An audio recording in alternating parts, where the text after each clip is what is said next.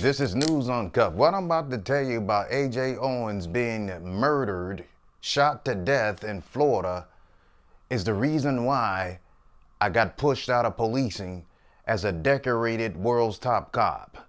And this is why. And I'm going to tell you straight up, the sheriff, Billy Woods, of that Marion County Sheriff Department is a disgrace, he's a liar, and he is not fit to serve as a sheriff. Now, your father was a firefighter. In all due respect, you should have been a firefighter because your position as a police officer made a sheriff.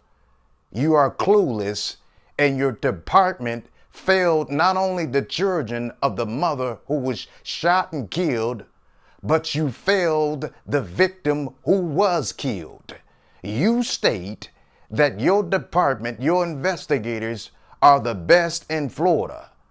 Well, that's not true, because if they were, they would have made the immediate arrest, but they did not because they was incompetent.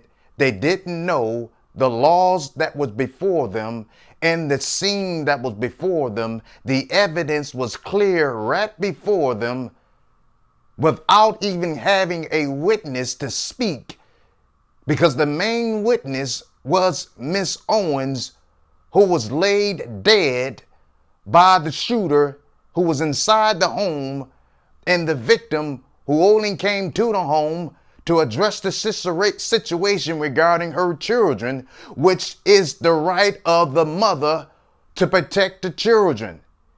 She's the neighbor. She only knocked on the door. I've been in talks with the state attorney's office. The night of the incident, my investigators have been working since the night of the incident and have not stopped working, regardless of the rumors that are out there. I might be a little prejudiced, but I think I got the best investigators that are in this state of Florida, because they are hardworking individuals to solve crimes. The police were called their previous times 6 times or so to this location. So y'all knew of the incident, you knew the problems, but you and your department failed proactively to prevent Miss Owens from being murdered and killed by this crazy lunatic woman. And now finally, you make your speech that she's arrested and she's charged, and the charge is not correct. It's a complete disaster. You were confused on live television on how many shots were fired, which also indicates, which tells me probably there was more than one shot fired. It also tells me you don't know how many bullets was cased at the scene. It also tells me an important question: who did that gun that she used belong to? Was that her gun? And how many people were inside that home, if any, of this shooter? All right, open it up for questions. Sheriff, can you just run through the basic facts as you understand them right now? How long between the beginning and the conclusion of this incident? How many shots were fired? I haven't been privy to the total amount of shots been fired, okay? Without sounding sarcastic, at least one, okay? It was very rapid. It wasn't like long period of time. And when I talked about previous cases, those were the ones in previous time where there have been previous incidents with the children being on the property or whatever the conflict was. But in this case, what we had is whatever the children were doing, we do know that our shooter was engaged with the children. However, whether it be she was yelling at them, don't know yet. So whatever occurred there and the actions in which the shooter did with the children, we're still trying to figure out. And at that point is when she went back into her home. At some point, I believe it was the oldest son that had went back and told the mother, or somehow the message got back to Miss Owens. Miss Owens came to the house. If the person is inside the home and a person outside of the home knocks on the door to speak to the person inside the home, and the person inside the home decides to use a weapon without even having a reason to use the weapon when the person outside the home didn't have a weapon, and the person inside the home decides to take matters in their own hands to grab a weapon, a deadly weapon, and shoot the person outside of the home, is not a stand your ground law. It's clear, and that alone was enough for your investigators, your department, for you and the district attorney to immediately arrest that killer for murder. And based on the reports, your department, you failed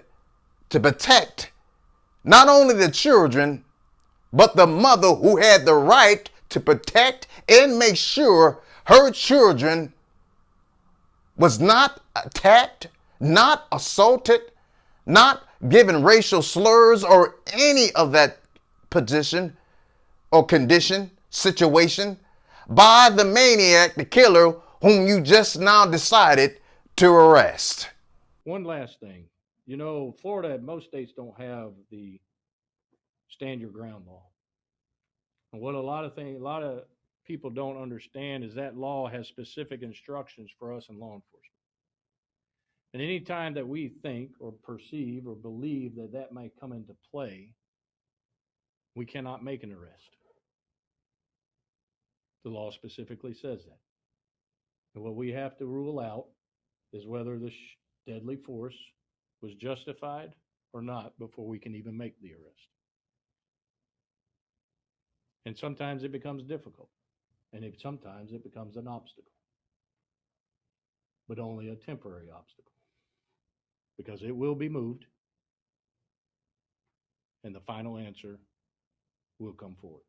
Now, the key thing that you said, Sheriff Woods, is that you and your department made the decision not to arrest based on stand your ground law, and based on the evidence at the scene, you stated out of your mouth that you could not make an arrest when the stand your ground law did not apply to this killer who was inside the home, decided to use a weapon against a woman who had no weapon, against a neighbor who only knocked on the door, against the neighbor who wanted to question and ask the killer about the problems that transpired between the suspect and her children. That alone, the stand your ground law did not apply to the killer, because the killer had no reason to stand your ground inside the home when the person who's supposed to be the threat to the suspect was outside of the home, had no physical contact with that suspect. So stand your ground did not apply from the beginning. So you should have, could have, but did not refuse to make the arrest. And you had no clue between knowing right from wrong, between the laws at hand and the evidence at hand, because the evidence is the main witness who was dead and the suspect who was inside the home shot through the door for no reason at the victim who had no weapon. And because the shooting inside of the home, when she was protected by the door, the home itself does not apply to a stand your ground law. Basic. And you tell me that you only took the interview and the questionings of the shooter and no one at the scene, not the children, because you quote and state that you didn't want to do that right away, when it was your duty and your investigator's duty to figure out a way to properly investigate the children who witnessed and was there present the whole time of this whole incident. Now, the next question. Why, after 6 reports, did your investigators, did your police officers, why didn't you come up with something to ensure proactively to prevent it? You know why? Because you did not know how to do it. and you question and you make a statement that the suspect, the killer, and the victim should have came to you, where they came to your department 6 times and you did nothing. Here's what I wish. I wish our shooter would have called us instead of taking actions into her own hands. I wish Mrs. Owens would have called us, in hopes we could have never got to the point in which we are here today. Now, my resolve of finding the truth is unwavering. Let me make that clear. And I wonder, how long did it take on each report call did it take for your deputies to respond to that scene every time through the calls of service? And I wonder, based on the evidence that was already present, what did you say? And whatever you said and documented by your investigators was clearly enough for the district attorney not to pursue the charges and make the immediate arrest. Here's the problem also. Who did this victim have to turn to in the midst of all of this turmoil and the attacks on a grown woman against her children? Who could she turn to? When it came to now physically, this woman throwing and attacking these children with objects, she couldn't turn to your department. Well, ladies and gentlemen, if she would have had this victim, Miss Owens, whose life is no longer here, if that community would have had CPIIA, Citizens and Police Immediate Interactive Assistance, would have been able to come and work diligently, proactively with the victim, and not only the suspect, who now is a suspect in the killer, but everyone in that neighborhood, in that community, with the children, to ensure that everything that was needed to proactively prevent crimes from happening, this could have been prevented if they would have had the assistance, this victim who is now dead, if the children would have had the assistance of CPIIA, if the communities would have had it, because the police didn't solve it. The police, even after the Mrs. Owens was killed and murdered, still couldn't solve and make the proper actions, correct actions, to arrest the suspect. Who did this family turn to? Who will your communities turn to?